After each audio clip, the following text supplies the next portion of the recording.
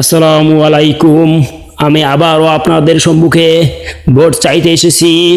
আপনারা আগের বার আমাকে ভোট দিয়ে জয় করেছেন, এজন্য আমি আপনাদের প্রতি অনেক অনেক কৃতজ্ঞ। আর এবারও আমাকে ভোট দিয়ে জয়ী করবেন এই আশায় রাখছি। আমি আগের বারও আপনাদের সকল প্রতিশ্রুতি পূরণ করেছি। সবকটা কি করিনি? সবকটাই পূরণ করেছি। আগের বার কি বলেছিলাম? আমি অভাব দূর করে দেব। দেখুন, আজ আমার কোনো অভাব নেই। আপনারা আগের বার কি বলেছিলেন? আপনাদের এলাকায় জায়গা জমি বাড়িঘর নিয়ে ঝামেলা, মারামারি এবং বাইরের লোক দখল করে নিয়েছে সব জায়গা জমি, এগুলো বন্ধ করতে হবে। আমি কি বলেছিলাম? আমি বলেছিলাম বাইরের লোকদের দখল করতে দিব না।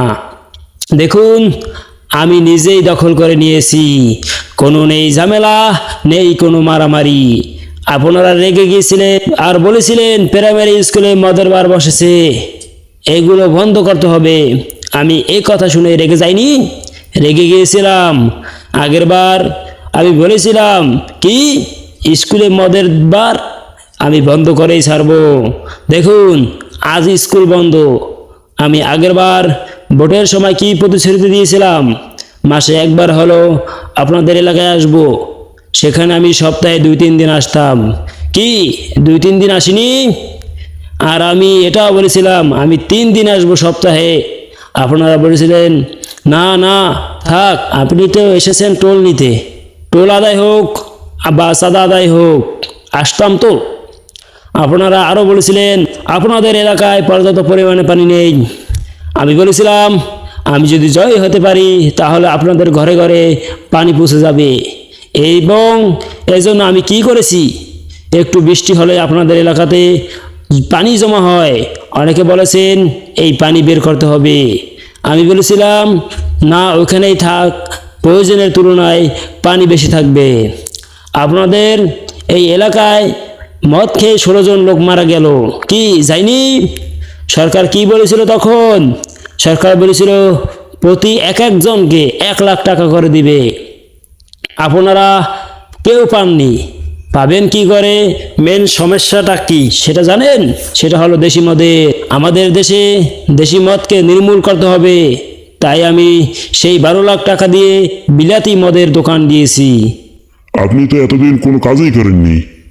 কাজ করিনি মানে? এই কাজ করিনি মানে ওকে দেখতো, ওর দর। কাজ করিনি মানে কি? কন্টিনিউ কাজ চলছে। সাহস করে আমার বাড়িতে গিয়ে দেখো, এখনো পাইপলাইনের কাজ চলছে। গ্রামের কাজের কথা বলছি। গ্রামের তুই আবার, এই গ্রামের তুই তো আমার ইমেজ খারাপ করতে চাইছস। এই ওকে ধর। ও আমার ইমেজ খারাপ করতে চাইছে। আমি জানি না ইমেজ কিভাবে ভালো করতে হয়, আমি জানি সেটা।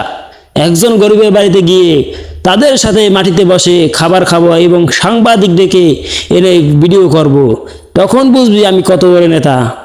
কাজ করিনি। হ্যাঁ, প্রত্যেকটা স্কুলে 5 জন করে কমিটি গঠন করা হয়েছে। কমিটির সভাপতি হিসেবে একজন শিক্ষিত 4 পাস ছেলেকে রেখেছি। 4 পাস ছেলে তো শিক্ষিত না। কি 4 পাস ছেলে শিক্ষিত না? এ কি বলতে চাই? আমি কি অশিক্ষিত?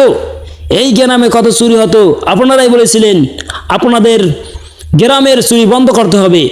সেই থেকে আমি প্রতিজ্ঞা করেছিলাম চুরি আমার কমাতেই হবে।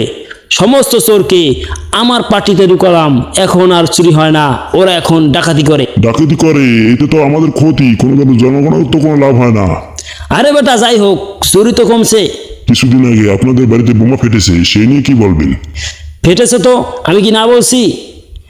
আমি ওর নামে কেস করেছি, ওর জেলে ঢুকাইছি। 20 বছর ধরে ও বোমা বানাচ্ছে। এমন বোমা বানাবে কেন যে বাড়িতে ফেটে যাবে? হ্যাঁ, কিন্তু এইগুলো কোথা থেকে আসে? এই তোমার বাড়িতে কিন্তু বোমা মেরে দেবো। আপনাদের জন্য এত কিছু করার পরও অনেকে আমাকে বলেন চোর। হ্যাঁ, আমি আজকে নিজে বলবো আমি চোর। আমি জনগণের মন চুরি করতে এসেছি এবং ভালোবাসা পেতে এসেছি। ধন্যবাদ, আপনাদের অনেক অনেক ধন্যবাদ। আবার দেখা হবে।